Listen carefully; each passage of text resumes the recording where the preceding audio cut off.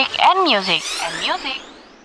Hai, selamat sore sahabat Sonora, dan hari ini senang banget saya di tanggal 11 Juli 2020, hari Kamis tepatnya, saya bisa menemani lagi sore hari Anda, menemani di kala mungkin Anda yang masih masuk kantor atau mungkin yang ada kesibukan di rumah ya, melaksanakan kegiatan work from home. Dan sore hari ini sesuai dengan janji saya kemarin juga, udah kita rilis juga flyernya bahwa sore hari ini kita akan ngobrol-ngobrol bersama dengan founder dari Sejiwa Foundation, ada Ibu Probo. Halo, selamat sore Ibu Probo. Selamat sore semuanya. Salam sehat dari sini. Nggih. Bu Probo, apa kabar Ibu? Baik, baik banget. Baik. Oke. Semoga baik kalau di sini ya. Sudah kelihatan cantik loh Bu ini sore ini loh. Sudah dipersiapkan tadi kita ngobrol-ngobrol di WhatsApp. Oke Bu, kegiatannya sekarang ngapain aja Bu di tengah pandemi ini? Ya, sebetulnya kegiatan tidak berkurang, tapi mungkin banyak di rumah karena anjurannya seperti itu dan ternyata memang bisa dikerjakan di rumah. Seperti misalnya pandemi ini kan memang semuanya mengalami kesulitan ya. Iya. Untuk Sejiwa itu kan kami berjuang sama teman-teman disabilitas, penyandang disabilitas atau difabel. Di awal dulu kami di Sejiwa mengumpulkan, mencari teman-teman yang terdampak secara langsung. Misalkan mereka tidak bisa bekerja sama sekali. Oke. Karena ada social distancing itu kan membuat mereka tidak memungkinkan menerima pasien. Nah, dari situ kemudian menyisir mereka kira-kira apa yang bisa kami berikan. Saya minta dengan jaringan saya membantu mereka. Kemudian berjalannya waktu, teman-teman yang tuli juga dituntut dari pekerjaan. Mereka jahit gitu kan, saya carikan. Ada perusahaan yang membantu mengirim kain sampai 1,1 ton. Itu dipakai usaha oleh teman-teman untuk masker. Kemudian adalah ini benar-benar blessing in disguise bahwa pandemi ini membuat teman-teman penyandang aktivis organisasi maupun non organisasi penyandang disabilitas Indonesia ini berkumpul. Kami sekali mengadakan diskusi melalui TV dan terakhir itu menghasilkan satu report yang menjadi masukan untuk pemerintah. Jadi ini dari Sabang sampai Merauke ada 32 provinsi yang ikut terlibat di dalam kegiatan asesmen cepat ini. Buat kami ini karena bukan orang-orang dengan perbedaan pemikiran tapi bersatu. Nah, yang terakhir saya juga terlibat di dalam sejajar sekretariat jaringan antar jaringan nasional dan kemudian untuk Pokja yang Jawa Tengah. Jadi kami bergerak di situ. Sekali akibat saya mempersiapkan pasca pandemi nanti. New normal, semuanya serba baru termasuk sumber daya alam, termasuk penggunaan bahan bakar itu akan ada perubahan. Saya juga membersihkan. Saya dengan sedang membersihkan itu.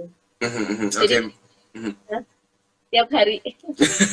Oke Ibu, ini mengenai teman-teman atau sahabat disabilitas begitu kan, ini menjadi salah satu teman-teman juga yang merasakan dampak dari COVID-19 seperti itu. Nah, perbedaan apa Ibu yang mungkin dirasakan ketika sebelum ada COVID-19 dan setelah ada COVID-19 ini yang mungkin terasa langsung oleh teman-teman disabilitas? Sebetulnya ya, aslinya belum ada COVID pun kami rentan.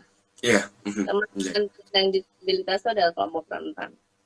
Misal banyaknya akses disabilitas yang belum memadai lah ya. Belum memadai. Kita menuju proses memang, tetapi ya wajar lah, ideal mungkin masih sulit ya, tapi kita berproses menuju sana. Kemudian ada pandemi ini. Pandemi ini otomatis mengubah semua. Tadi yang saya sampaikan, misalkan teman-teman tunanetra, teman-teman tunanetra itu bekerja sebagai pemijat, pemusik, guru, kita mengalami kesulitan. Mhm, mhm, dalam hal itu. Kemudian anak-anak sekolah di SLB mhm, mhm, atau sekolah inklusi.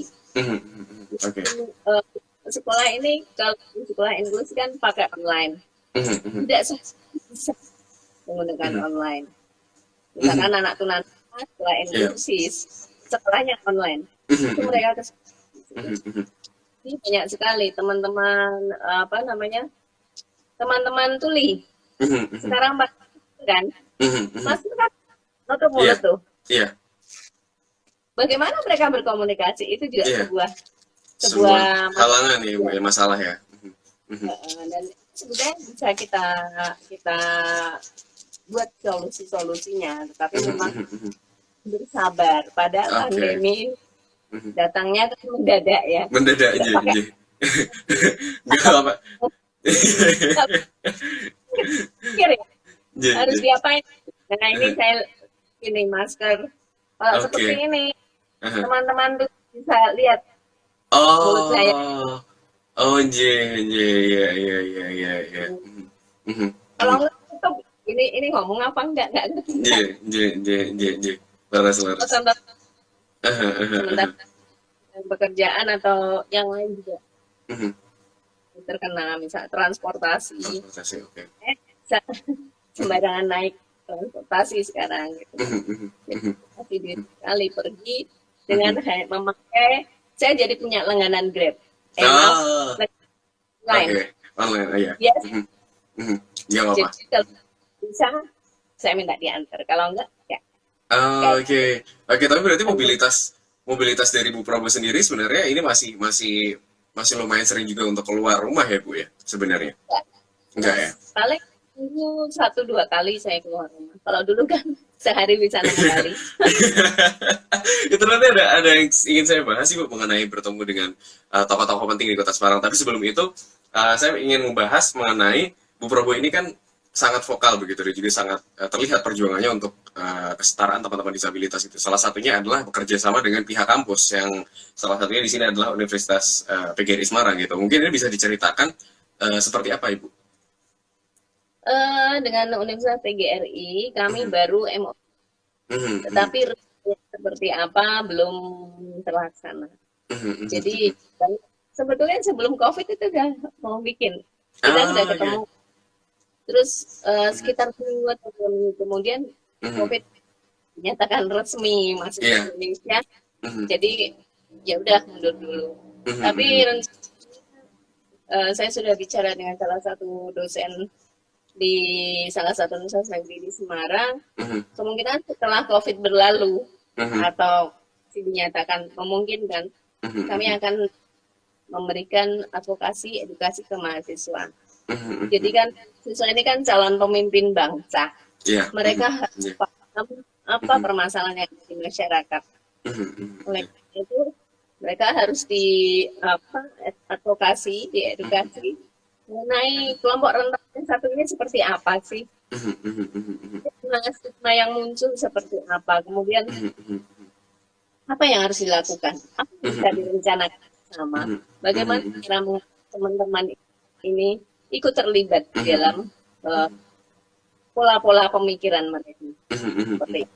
Oke, meluruskan stigma Ibu yang berada di masyarakat begitu kan, apalagi mungkin teman-teman yang bergerak belum begitu mengenal lah dengan adanya teman-teman disabilitas, keberadaan teman-teman disabilitas ini kan biasanya secara sosial sedikit sedikit apa ya Ibu ya, saya bilang sedikit kepeduliannya sedikit kurang lah dibandingkan teman-teman yang sering berinteraksi dengan teman-teman disabilitas gitu. Nah, dari perjuangan Ibu sendiri begini mengenai meluruskan stigma ini sejauh ini seperti apa Ibu? Jadi stigma negatif misal Ya, mhm, mhm. kalau orang tunanetra itu pasti pemijat. Mhm, oke. Misal kalau orang disabilitas itu pasti memelas, Mhm, nggak oke. bisa apa-apa. Mhm, Atau mhm, mhm, orang berkursi roda itu orang sakit. mhm, mhm, Itu stigma itu masih ada. mhm, mhm, Jadi yang itu kami luruskan bahwa orang berkebutuhan khusus, penyandang mhm, disabilitas itu bukan karena orangnya. mhm, mhm, Memang ada orang sakit kemudian menjadi disabilitas, mhm, tetapi berarti orang disabilitas itu sama dengan orang yang sakit. atau tidak bisa berpikir, atau tidak bisa diajak diskusi, karena banyak ini kayak ya saya melihat selintasan, oh oke, kamu anggap aku nggak bisa mikir, ya deh nggak apa-apa gitu kan, pas gitu ya, oh ya ya ya ya, itu terasa mas buat kami gitu loh. Kadang-kadang pandangan aja, pandangan mata itu, misalkan melihat anak Down syndrome gitu kan, ada yang ngeliatin klinis gitu kan, nah itu sudah jadi stigma itu sebetulnya. Dan sebagai orang tua yang mempunyai putra putri demikian, terus ada orang lain memandang dengan sudut mata itu tidak sakit hati. Padahal ini adalah keniscayaan. Ya, kita nggak tahu Allah atau Tuhan itu mau kasih kita anak seperti apa, atau kasih kita kondisi seperti apa. Kita tidak ada yang tahu. Jadi itu sesuatu pemberian dan keniscayaan. Saya tidak bisa menolak ketika di usia saya seperti ini harus berkursi roda. Maunya seperti itu, maunya Tuhan seperti itu. Oke, ya terima. Tinggal bagaimana saya menyikapi kondisi ini kan, gimana saya menjalani hidup saya tetap dengan ceria. Gitu. Oke. Nah, ini mengenai itu tadi pertanyaan saya tadi mengenai pandangan orang dari luar gitu kepada teman-teman disabilitas. Nah, sementara ketika teman-teman disabilitas ini sendiri dipandang seperti itu kan pasti ada rasa yang apa ya Bu, bisa bilang itu rasa yang sakit luar biasa gitu. Nah, bagaimana meyakinkan teman-teman ini untuk tetap optimis bahwa kita semua punya kesetaraan yang sama seperti itu Bu? Sebetulnya agak sulit juga, jujur agak sulit. Saya tidak bisa ngomong. Yang lakukan adalah saya menjadi contoh. Dengan tetap begini, ikut kegiatan kesenian, kegiatan budaya hadir, tetap menulis, tetap tertawa. Jadi yang bisa saya lakukan adalah menjadi contoh saja buat mereka. Dan juga membuat impact untuk mereka yang benar-benar bisa dirasakan ya Bu ya, seperti itu ya. Jadi oh ternyata bisa toh. Nggak masalah. Ya, ayo gitu. Jadi nggak bisa kamu mau begini nggak bisa.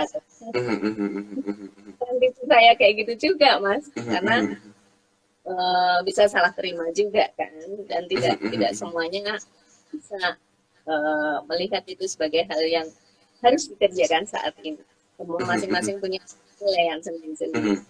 Ya, jadi saya biarkan saja datang ke sana ke sini, dolan ke sana ke sini, ini itu, ngobrol dengan ini itu bisa dilihat sebagai oh ternyata bisa. Itu yang lebih. Oke, Ibu mengenai Sejiwa Foundation gitu. Ini didirikan dari tahun kapan Ibu? Boleh diceritakan mungkin apa yang mendasari Ibu mendirikan Sejiwa Foundation ini juga? Jadi ceritanya waktu itu saya dengan Pak Radit Ilianto, beliau tunanetra, mantan ketua HIPMI Jawa Tengah. Kami ngobrol gitu by phone. Cita-cita kami sama, bahwa karena kami berdua berasal dari yang non disabilitas, kemudian menjadi disabilitas, kan merasakan kesenjangan. Begini, dulu waktu saya masih bisa jalan itu begini. Setelah saya pakai kursi roda, keadaannya berbeda. Ketika beliau juga masih bisa melihat, kondisinya berbeda dengan ketika tunanetra. Akhirnya kami sepakat untuk membuat suatu foundation untuk yang cita-citanya itu menjadi rumah untuk semua penyandang disabilitas. Jadi yang kami bangun visinya membangun dan meninggalkan legacy atau waris kesetaraan untuk penyandang disabilitas. Oleh karena itu kita bangun fondasinya dulu. Fondasinya harus kuat.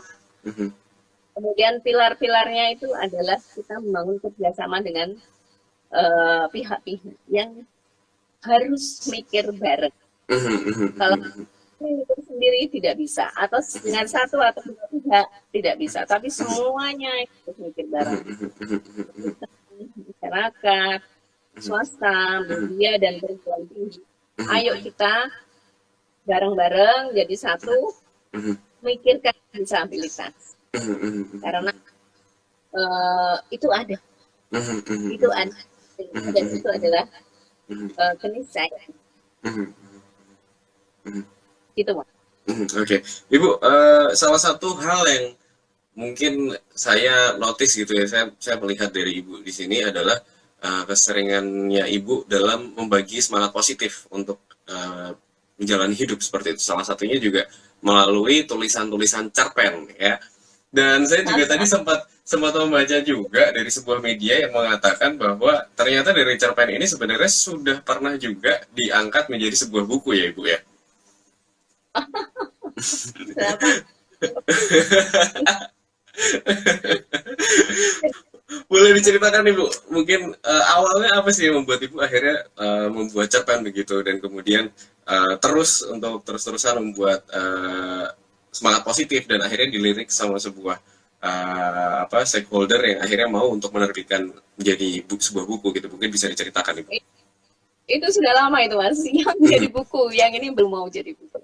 Jadi Mhm, memang saya suka menulis. Ya, mhm, ya dulu saya suka menulis. mhm, Kemudian kalau yang ini beda ceritanya. mhm, mhm, Eh, aku diminta menulis oleh Balai Bahasa Jawa Tengah. mhm, mhm, Menulis dong tentang apa sih pahlawan atau apa itu, tapi berupa mhm, cerpen. mhm, Saya mhm, tuh mhm. bukan orang yang menerima pesanan untuk Ah, menulis. oke. Mhm, mhm, Benar-benar keluar dari hati gitu. mhm, mhm, Ya jadi itu kan mengendapkan, ya, membuat saya harus menjadi Tuhan untuk tulisan saya. mhm, mhm, Untuk- Terus saya akhirnya menulis dan itu mhm, masuk ke dalam buku psikologi yang mhm, mhm, diterbitkan oleh Bahasa Jawa Tengah. mhm, Nah, mhm. itu keterusan mas saya. Oke. Keterusnya, oh ternyata saya bisa berimajinasi. Oke. Karena kalau menulis itu adalah menulis apa yang saya lihat, apa yang saya rasakan dalam pen atau puisi gitu. Ternyata saya bisa berimajinasi. Nah, dari situ saya mulai nulis lagi melalui status WA. Status Oke. yang hanya 20, tapi berseks. Iya, ada nomornya ya Bu ya sebelumnya ya Bu ya.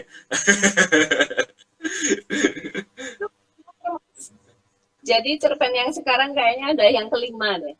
Kelima ya Bu ya. Jadi, ini serinya sudah 233 kalau tidak salah. Kalau nanti saya nulis 234. Jadi bukan cerpen lagi kan. Itu sebelum lebih jauh lagi karena Iya. saya selalu melihat yang cerpen itu mengaitkan dengan disabilitas juga. Misalnya apa aktornya itu adalah tunanetra dan berkursi roda.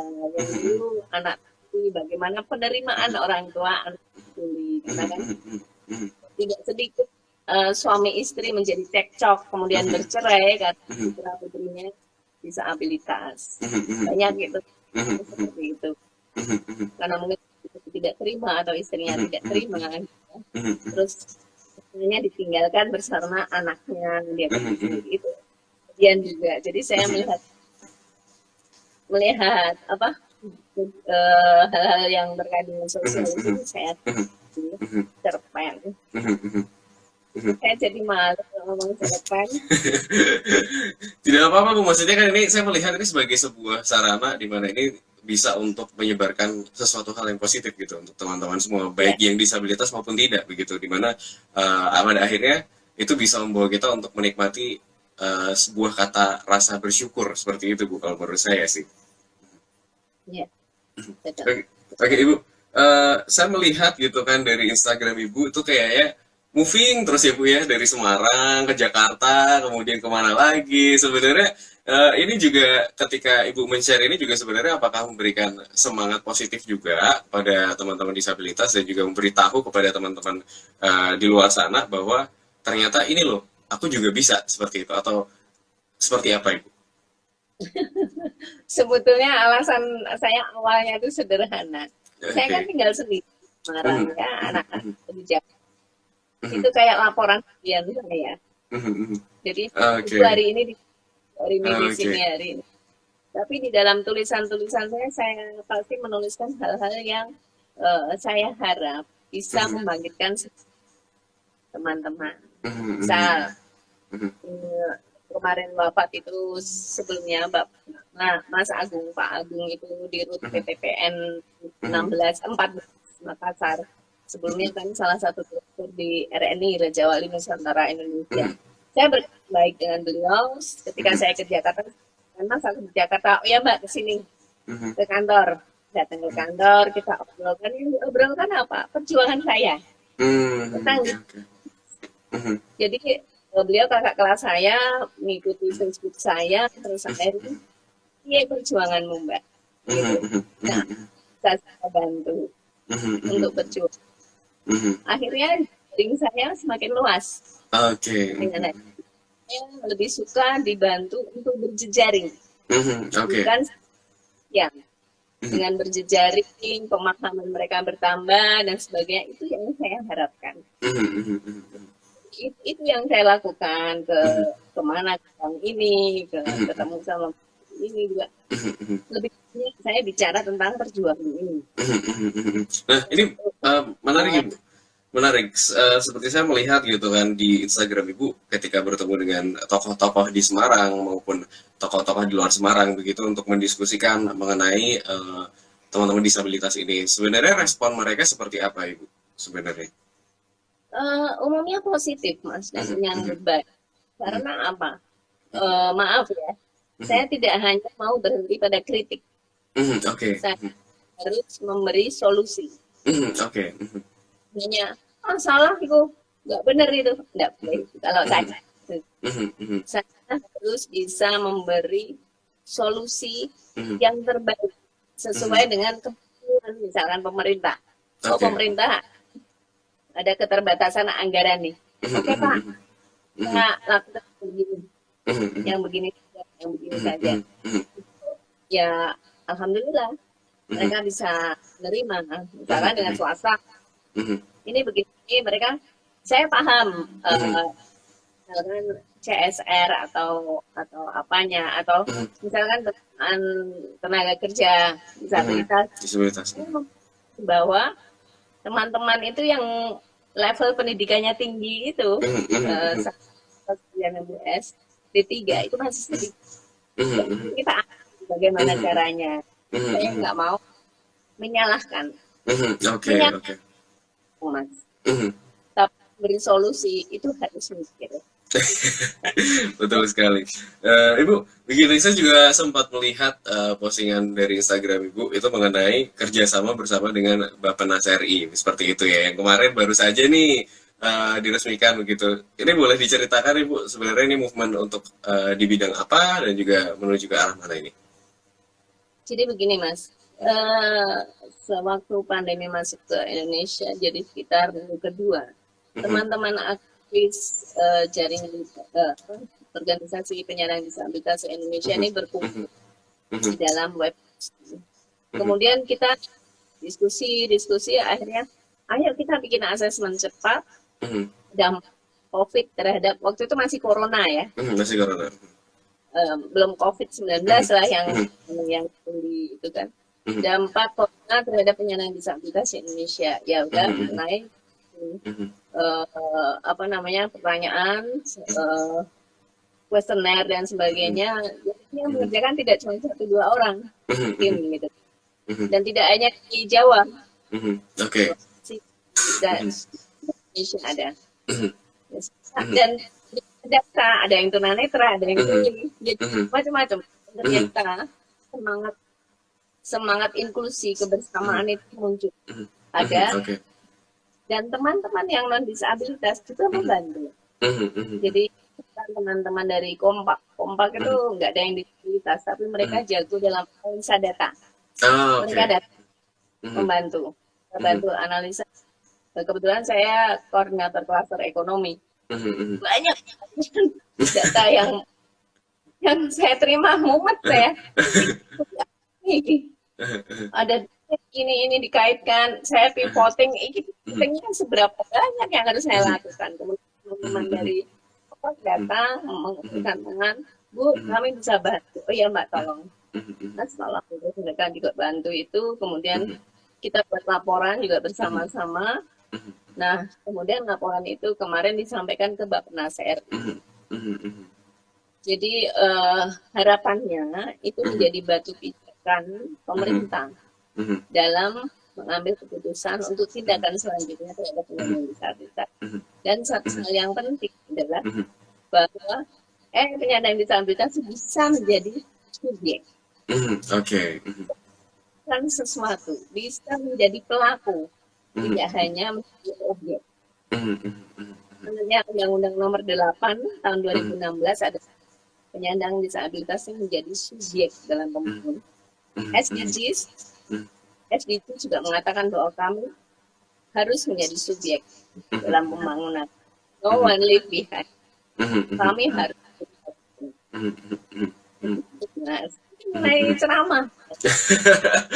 Gak apa-apa Bu, ini tujuannya kan gini, kita berbagi gitu untuk menikmati hidup seperti itu, untuk berani untuk membuat keputusan dan juga untuk membuat langkah baru seperti itu, yang dimana semua orang punya hak yang sama gitu, tidak terkecuali siapapun seperti itu. Nah Ibu, mungkin ini saya dulu teringat ketika ketemu pertama kali bersama dengan Ibu waktu itu di sebuah acara gitu, kita sharing-sharing mengenai menikmati hidup seperti itu, dan saya tertarik dengan sudut pandang Ibu bagaimana untuk menikmati sebuah kehidupan seperti itu dengan rasa bersyukur. Mungkin bisa di-share sama kita Ibu mengenai dalam pandangan Ibu sendiri untuk bersyukur sendiri itu seperti apa sih Bu? Saya lupa dulu ngomong apa Mas. adalah hidup ini ada sutradaranya. Ya. Jadi kondisi sekarang berat sekali untuk semuanya. Itu berat. Tinggal bagaimana kita mencari hal-hal positif. Nggak mungkin kita diberi sesuatu, nggak mungkin kita diberi kegelapan tanpa ada cahaya. Mungkin kita dibuat rekoso oleh yang membuat hidup. Ya. Jadi pasti nanti ada akhirnya. Ya sudah, kita nikmati, kita syukuri saja masih bisa menjalani ini semuanya. Jadi saya sendiri, kalau dibilang saya sendiri di rumah gitu kan, ada keluarga gitu kan. Kalau kamu gimana? Kamu bagaimana dengan itu? Ya sudah, nggak masalah. Yang penting happy. Ya sudah, disyukuri saja gitu loh. Nggak ada yang dijadikan beban hidup. Oke, seperti itu. Ibu mungkin terakhir Ibu, ini karena waktunya sudah menunjukkan 4:30 gitu, mungkin ada yang mau disampaikan kepada teman-teman semua, baik teman-teman penyandang disabilitas maupun teman-teman semua yang ada di luar sana, untuk mungkin bisa saling berbagi atau seperti apa, silahkan Ibu. Ya itu tadi udah. Sekaligus penutup ya Bu ya. Atau mungkin ada yang ingin disampaikan? Ya, oke teman-teman semua dan adik-adik, anak-anak yang mendengarkan.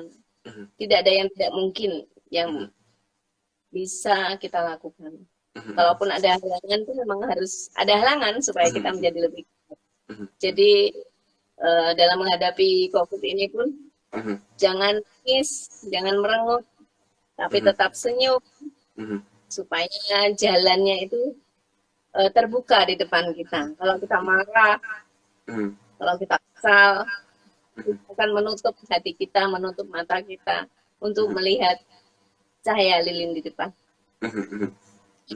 Oke, Ibu, mungkin ini terakhir ada pertanyaan dari saya begitu, di mana saya melihat Ibu Probo ini punya belief atau punya kepercayaan yang kuat begitu untuk melakukan sesuatu gitu, dan tidak semua orang bisa melakukan ini begitu. Mungkin ini sebagai penutup juga, rasanya apa sih Bu untuk membuat diri kita ini percaya begitu dengan apa yang harusnya kita lakukan, atau mungkin kepercayaan terhadap janji yang Tuhan berikan seperti itu?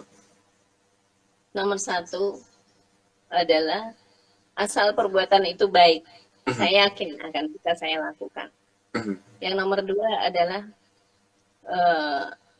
kalau bahasa pramukanya, berani karena benar, takut karena salah. Jangan siaga dulu. Jadi ketika saya berbuat benar atau baik, tidak mungkin Tuhan itu menghalangi langkah saya. Kalau ada halangan itu pasti ada jalan keluarnya. Tidak mungkin juga. Jadi ya saya boleh dikatakan kalau teman-teman saya bilang terlalu berani gitu, atau terbelenggu. Mhm. Selama ada Tuhan bersama saya, Mhm. saya akan melangkah. Mhm. Jadi Mhm. jangan pernah takut, karena Gusti Allah Tuhan Mhm. itu pasti menemani kita. Mhm. Mhm. Ya, saya. Oke, baik. Terima kasih Bu Probo untuk obrolannya sore hari ini. Sukses selalu bersama dengan Si Joyo Foundation dan juga semoga movement-movement ini semakin baik dan juga semakin mematahkan stigma negatif masyarakat terhadap teman-teman disabilitas begitu. Baik Bu, kita tunggu untuk nanti obrolan-obrolan berikutnya dengan pencapaian-pencapaian baru. Nanti dengan senang hati saya akan undang ke sini. Dan untuk saudara-saudara yang lain, saya akan masih lanjut terus sampai nanti jam 8 malam, jadi jangan kemana-mana. Sonora FM, News, Traffic, and Music. Sonora FM.